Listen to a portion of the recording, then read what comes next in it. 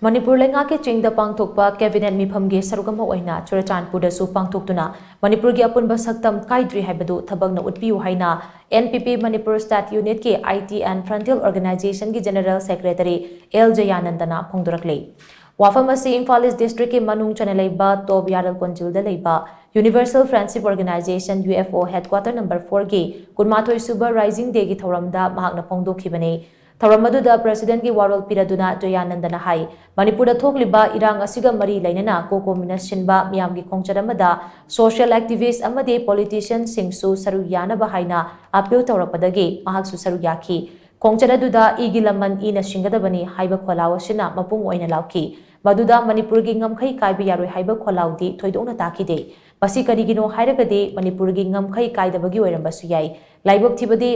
lamdam asigi yellow fruit oiriba maitei singde segmai lana satpang ngamdabagi mathakta Churachandpur Dasu yobang ngamdana leiri Manipur manungda ningtamna chatpa phangdrabasu Manipur kaide hairibasi chedo official oina thoktaba maramna miyamna su lumna laude matang asida center amasung stelengangna maitei furup ase tarai na amade hanthaba mongda lobigano Kaidri haina leiriba Manipur karigumba kaire haibagi thazaba miyamda faurabade maduda thorakadaba miyamgi ihau akibagi masak oigani madu thoktanaba irang asigi warosina thubada puraktuna mahosagi tangdulai taba pibam hanjul hangadabani Manipur Kaidri Haibadu thabakna udnaba leingak asigi chingda phamba cabinet Meepham gi sarukama oina Churachandpur Dasu phambiyu haina mahangna appeal tawki Jayanandana makhatana hai Manipurda ngasi fauba mara chena leiba ngamba organization ase Universal Friendship Organization khaktani haiba yai UFO ge santi amasung lingjal manaba haiba wakalona sida yumpham oiraga biyamda ngasi fauba paujal piriba se aikhoi khudingmakna tamjaningai ni haina mahangna phongdokhi Aikhoidi misam prajani center amasung state ta tait bubiriba miyam gi oiba lengak pasing amasung parliament da India gi parliament da famiriba India bu ngakpiri ba lengak pasing hauji thoiba conflict si masi loishanlaga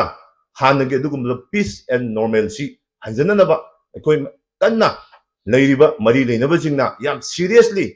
khona biba athubu matamda loishanana ba khona biba amasung Manipuri ngamkhai se sungkai kaiba leite haiba adugumba thabak oina amutang